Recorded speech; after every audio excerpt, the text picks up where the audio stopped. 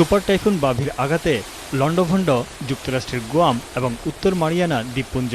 প্রশান্ত মহাসাগরে অবস্থিত যুক্তরাষ্ট্রের দ্বীপ রোটায় সোমবার আঘাত হানে ৫ মাত্রার শক্তিশালী এই সুপার টাইফুন, যা চলতি বছরের মধ্যে অন্যতম শক্তিশালী টাইফুন। এ সময় বাতাসের গতিবেগ ছিল ঘন্টায় সর্বোচ্চ ২৯০ কিলোমিটার। প্রচণ্ড বাতাস ও মুষলধারে বৃষ্টিতে ব্যাপক ক্ষয়ক্ষতির খবর পাওয়া গেছে। রোটা দ্বীপে প্রবল বাতাসে উপড়ে গেছে গাছপালা ও বিদ্যুতের খুঁটি, ধসে পড়েছে ঘরবাড়ি ও বিভিন্ন স্থাপনা, দেখা দিয়েছে বিদ্যুৎ বিভ্রাট। বেশ কিছু জায়গায় দেখা দিয়েছে আকস্মিক বন্যা। এছাড়া প্রশান্ত মহাসাগরীয় অঞ্চলের গুরুত্বপূর্ণ মার্কিন সামরিক স্থাপনা থাকা গুয়াম দ্বীপেও প্রবলভাবে আঘাত হেনেছে টাইফুন বাভি।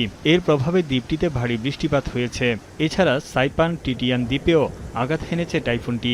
সোমবার স্থানীয় সময় বিকেলের দিকে বাভি ঘন্টায় ১০ থেকে ১৩ মাইল গতিতে পশ্চিম দিকে অগ্রসর হয়ে মারিয়ানা দ্বীপপুঞ্জ ছেড়ে যাবে।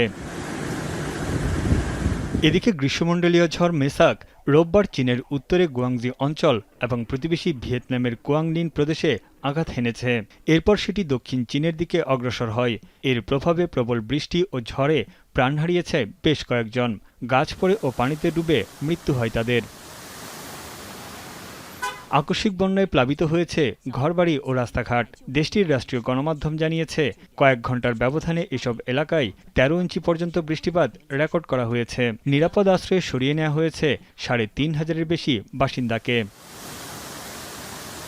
পশ্চিম ও মধ্য ভারতের বেশ কয়েকটি অংশে মৌসুমি ঝড়ের প্রভাবে প্রবল বৃষ্টিতে দেখা দিয়েছে আকস্মিক বন্যা। প্লাবিত হয়েছে সড়ক, মহাসড়ক, রেলপথ ও বিভিন্ন স্থাপনা। রাতভর ভারী বৃষ্টিতে বিপর্যস্ত মুম্বাই ও এর আশপাশের এলাকা। রেড অ্যালার্ট জারি রয়েছে শহরটিতে। বন্ধ পুনে মুম্বাই এক্সপ্রেসওয়ে। এছাড়া বন্ধ ঘোষণা করা হয়েছে শিক্ষা প্রতিষ্ঠান। প্রবল বৃষ্টি ও ঝড়ে গাছ উপড়ে ও ভবনধসে মারা গেছে বেশ কয়েকজন। তানভীর জনি, এখন বিশ্ব।